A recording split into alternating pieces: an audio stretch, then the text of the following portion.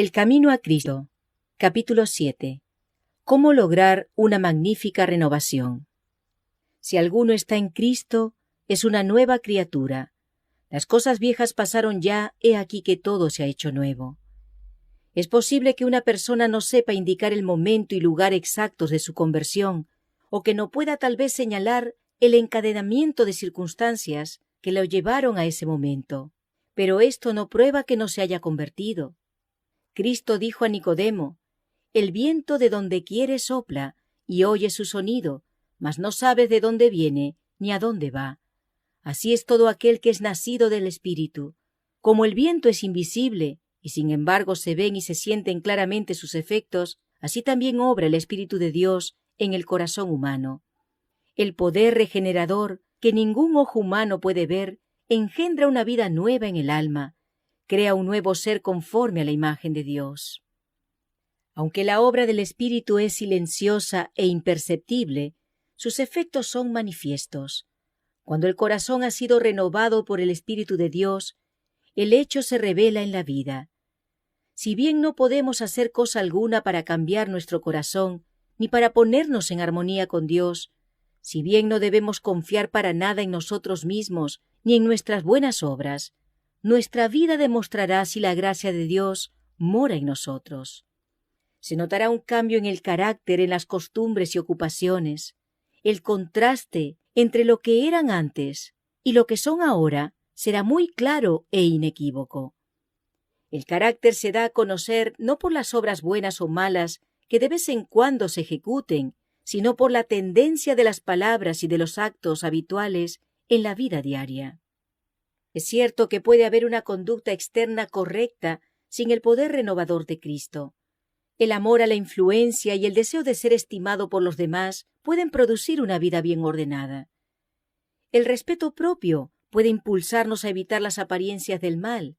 Un corazón egoísta puede realizar actos de generosidad. ¿De qué medio nos valdremos entonces para saber de parte de quién estamos? ¿Quién posee nuestro corazón? ¿Con quién están nuestros pensamientos?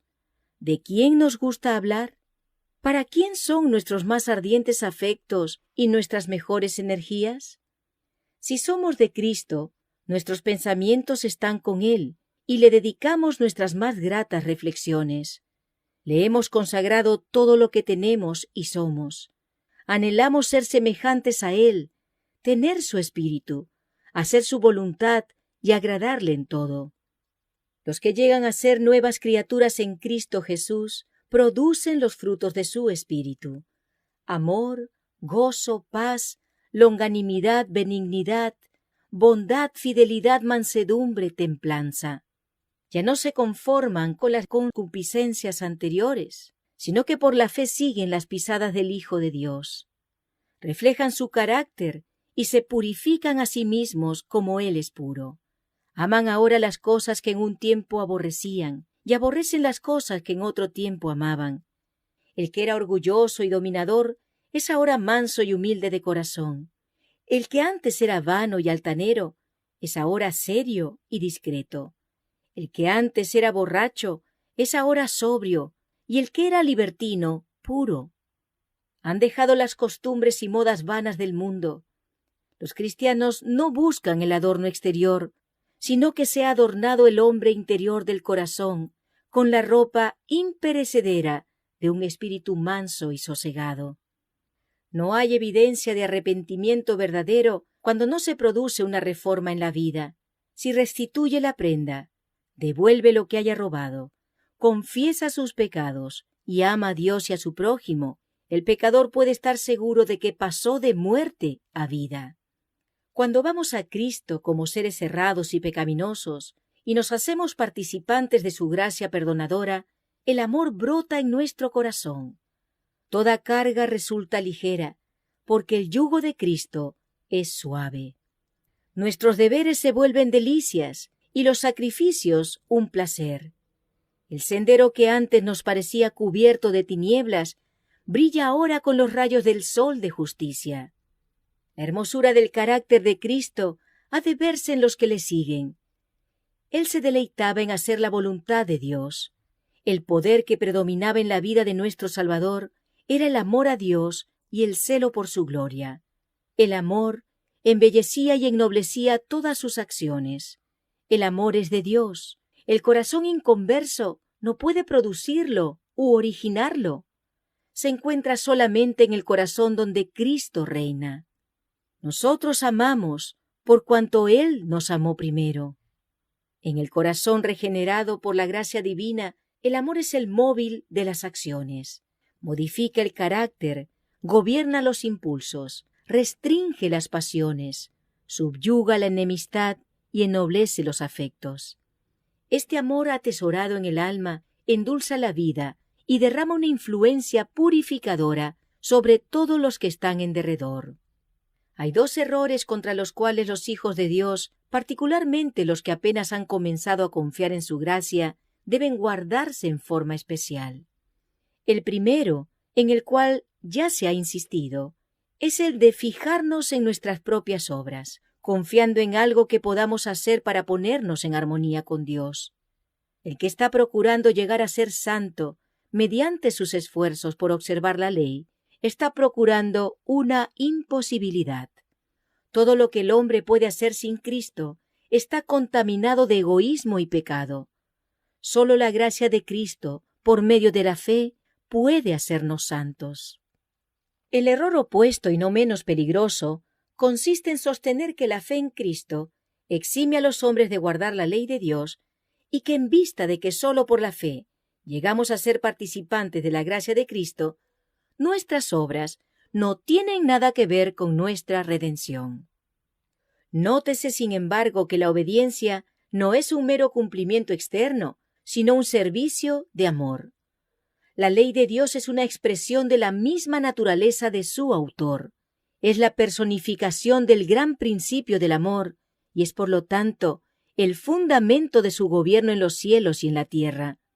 Si nuestros corazones están renovados a la semejanza de Dios, si el amor divino está implantado en el alma, ¿no se cumplirá la ley de Dios en nuestra vida?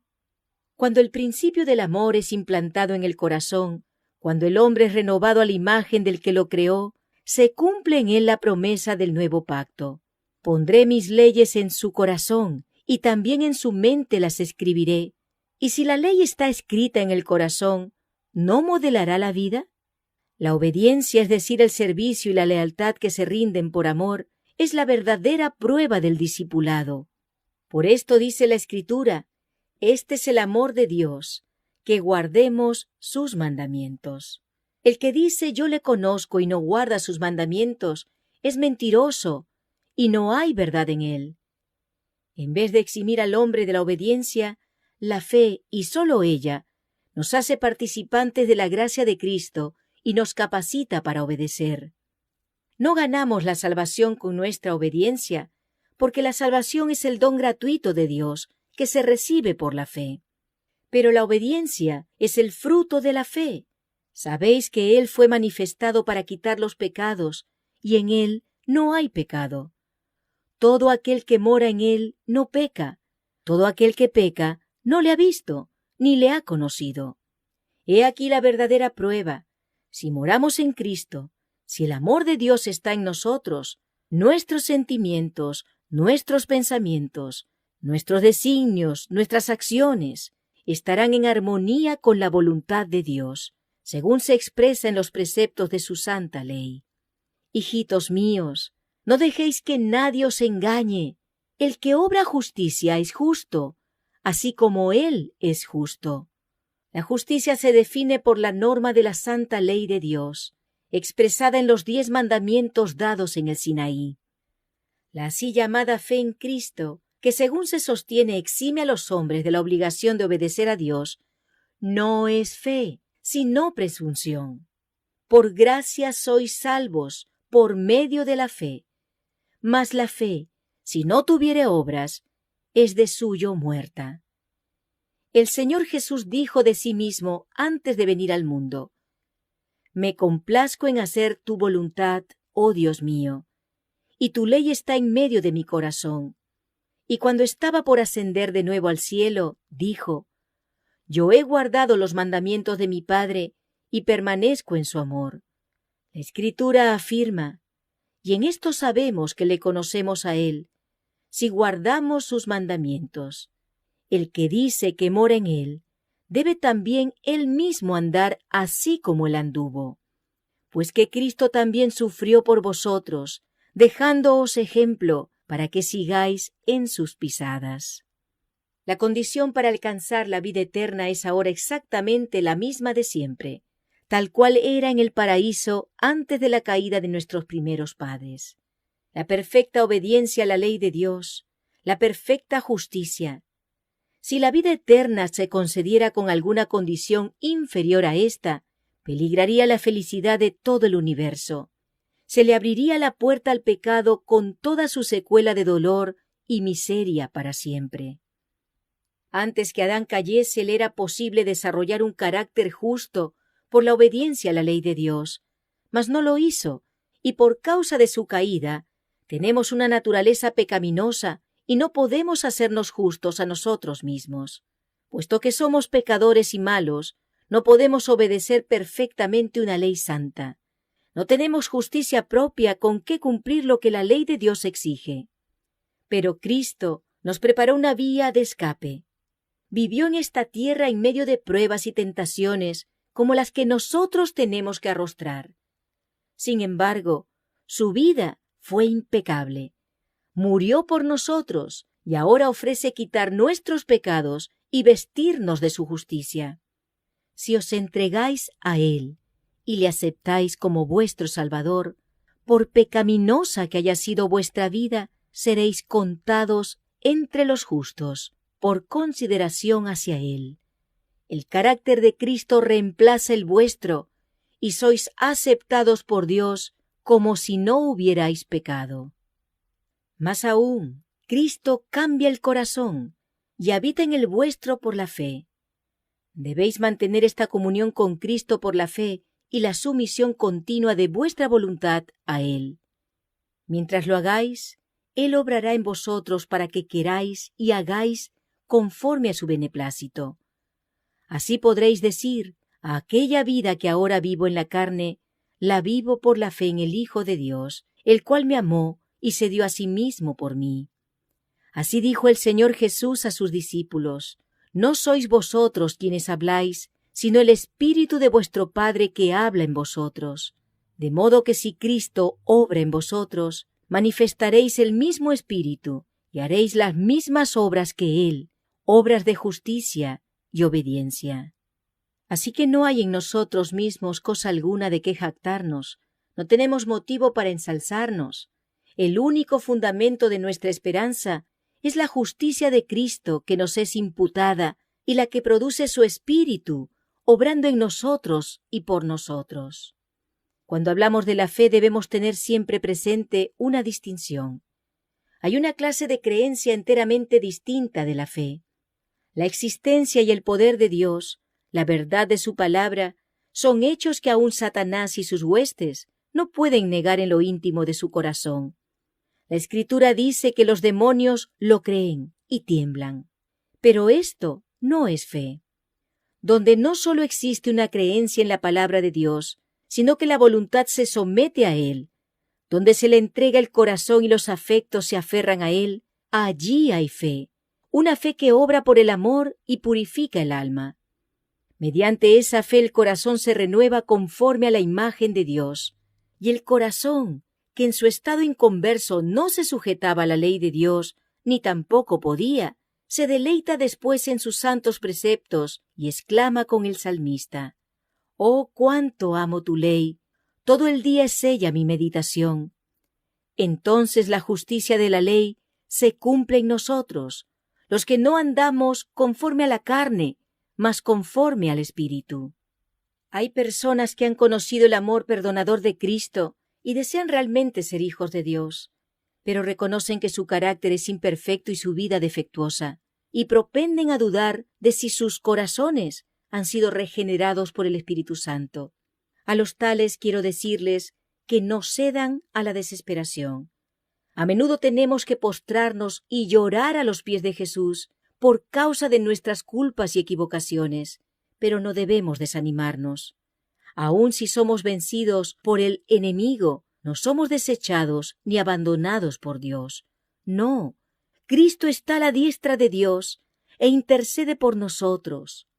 Dice el discípulo amado: estas cosas os escribo para que no pequéis. Y si alguno pecare, abogado tenemos para con el Padre, a saber, a Jesucristo el justo. Y no olvidéis las palabras de Cristo, porque el Padre mismo os ama.